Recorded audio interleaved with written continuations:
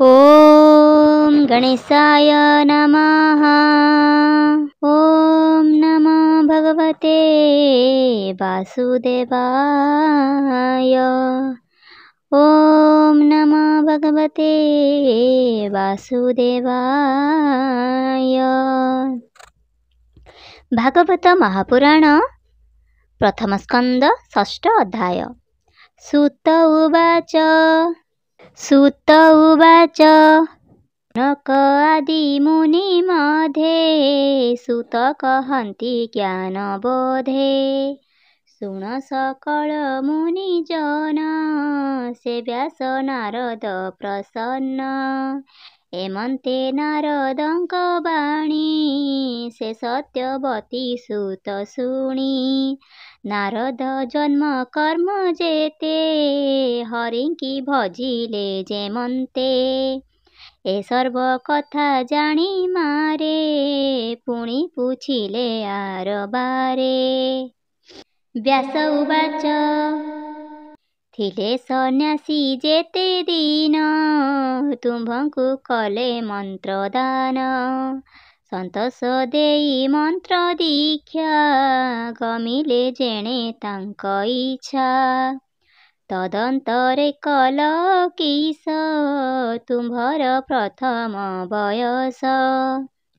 जन्म संचयी प्रजापति बाळुत काळु जेते गति।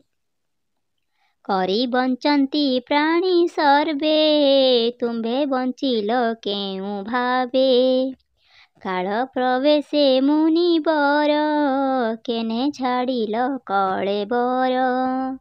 पूर्व कल्पर ए विचार कि रूपे हेल जाति स्मर। तुम्भर ज्ञान देह अन्ते काल न हरिला केमन्ते। एमंत व्यास मुखु शुणी ब्रह्मानंदन वाक्य भणी। नारद उवाच शुण हे मुनि सुध चेता मो जन्म कर्मर बारता। मते परम ज्ञान देई विप्रे जे गले पथ चाही। मु पुणी प्रथम बयसे मुनि जनक उपदेशे। दिन बंचई माता काले मनम कृष्ण पाद तले। मोर जननी विप्र घरे सेवकी पणे दिन हरे। सेवई विप्र घरे नित्य नथाई आत्मार आयते।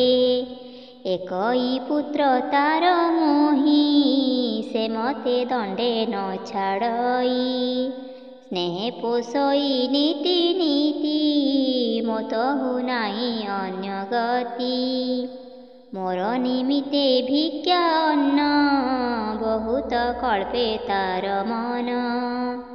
सेवा पाइब अन्न काहीं ब्राह्मण घरे जा मिलई।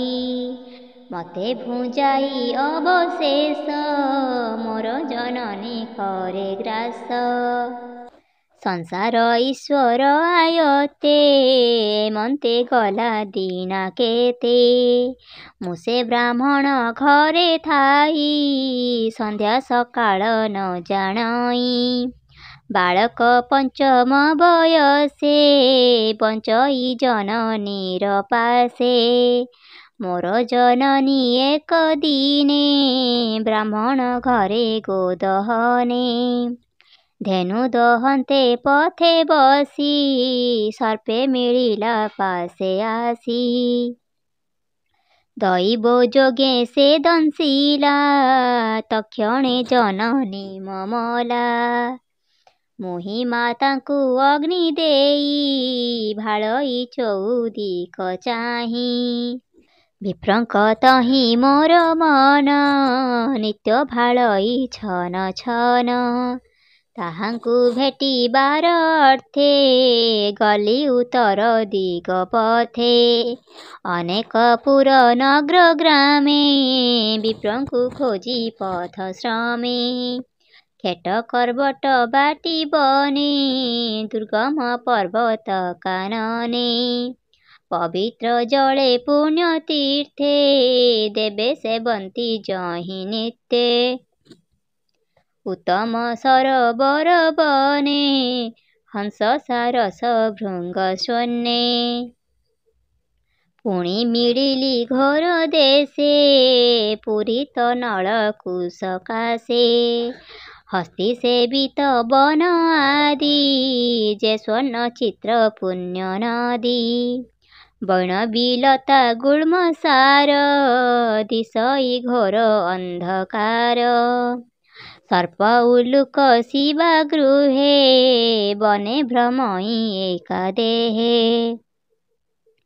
एमन्ते भ्रमु घोर पथे श्रमे पिपासा भुभुखिते एमन्ते जाऊँ पदे पदे श्रमे पशिली नदी ह्रदे शीतल बारी स्नान पान करन्ते गला मोर श्रम से नदी जले प्राण तोषी अश्वत्थ तरु तले बसी जे रूपे मुनिंक वचने आत्मा रे आत्मा अवधाने कृष्णर पाद पद्म जुगे ध्यान मुकली अनुरागे उत्कंठा गद गद वचन अश्रु जलरे नेत्र पुन्न तक्षणे परम आनंदे हरि विजये मोर हृदे अत्यंत प्रेम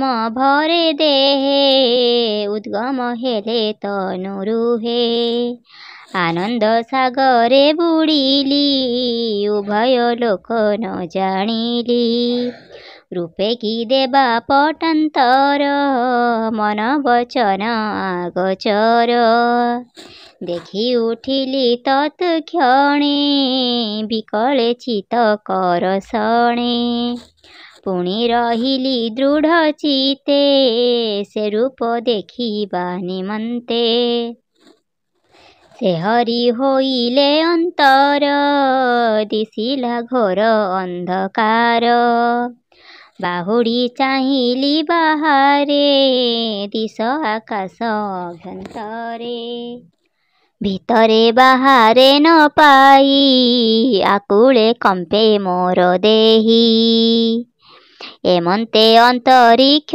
बाणी किंबा अमृत तरंगिणी मन वचने आगोचर स्वभावे गंभीर स्वस्वर प्रसन्न कला मोर मन शुणिली आकाश वचन ए जन्मे देखिबु तु काहि मोहर आदि अंत नाही पूजन जनकर चित कर्म वासना रे जड़ित जावत शुभाशुभ कर्मे चित आकर्षे मति भ्रमे से मते पाइबे के मन्ते कर्म आवरी नाना मते मोर सेवक सेवा फले तेणु देखिलु मते डोले मुजार चिते नित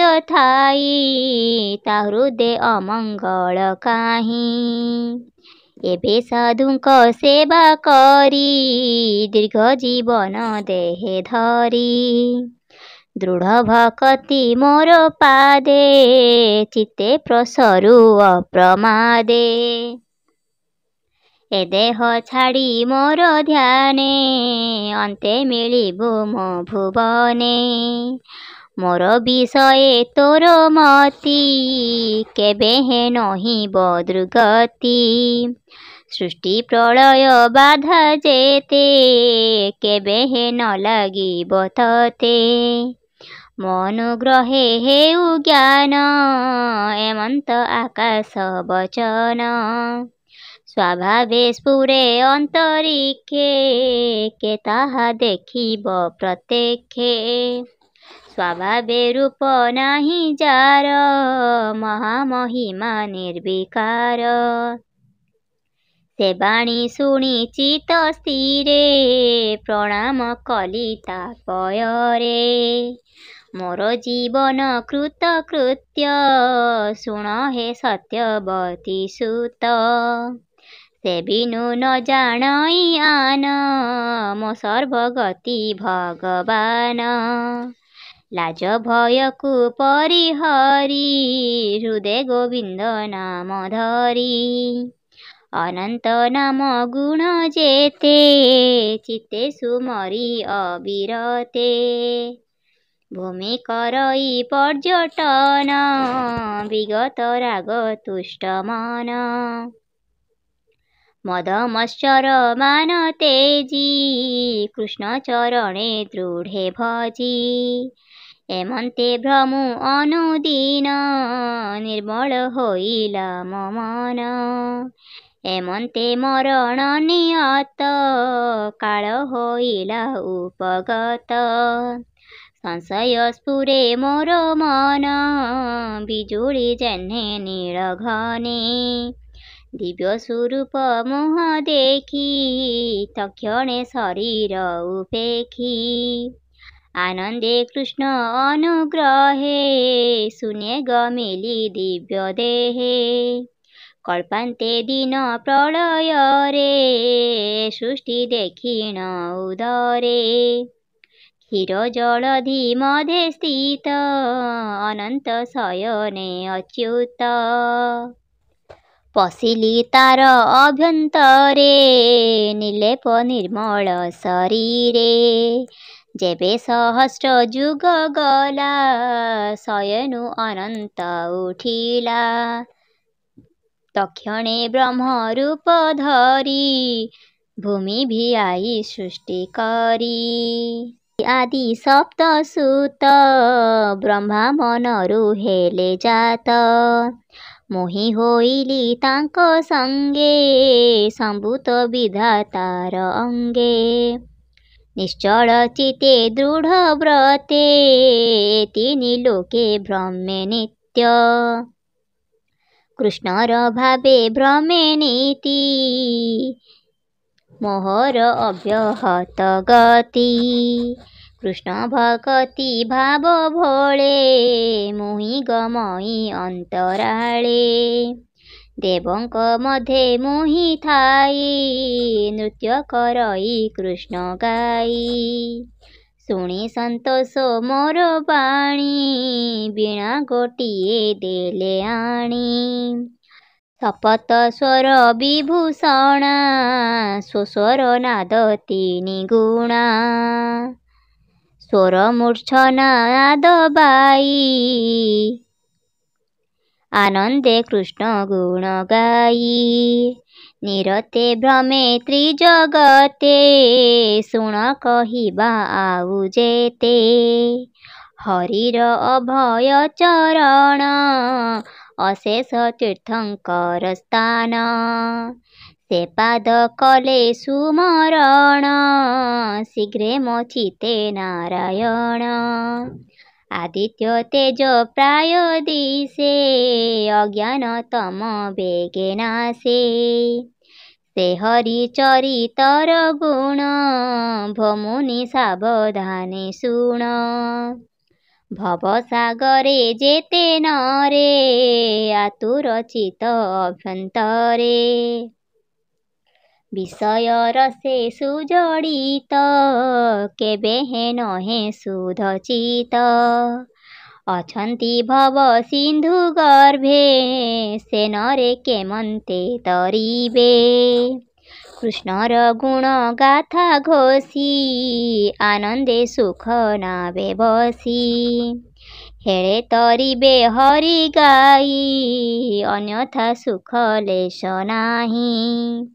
ଯମ ନିୟମ ଯୋଗ ପଥେ ଯେ ନର ସାଧେ ଅବିରତେ।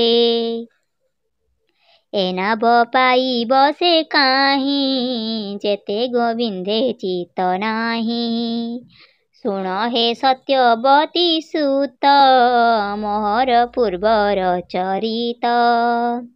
जन्म कर्मादि मोर जेते कहिली तुम्भर अग्रते तुम्भर मन तोष अर्थे कहिली भक्ति जोग जोग मजेते। सुत उवाच सुत कहन्ति अनुरागे जगे समस्त मुनि आगे नारद जन्म कर्म कथा विष्णु भक्तिर व्यवस्था